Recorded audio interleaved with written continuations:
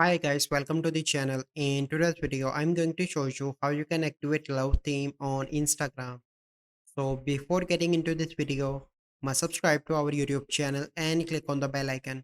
So the first step you simply need to do is to open Play Store and you need to search for Instagram and you need to update your Instagram application by clicking on this update icon like this. So once you done that, you simply need to go back and open Instagram application and log in into your account and click on the messenger icon on the top right. From here, you need to select any conversation and click on the person name on the top. Click on theme. From here, you need to scroll down and in the bottom, you can see love theme. Click on that. And now you can see that love theme is activated for this conversation. So this is the process. I hope you find this video helpful. If you find this video helpful, must like this video, subscribe to our YouTube channel for future videos. We'll see you in the next video.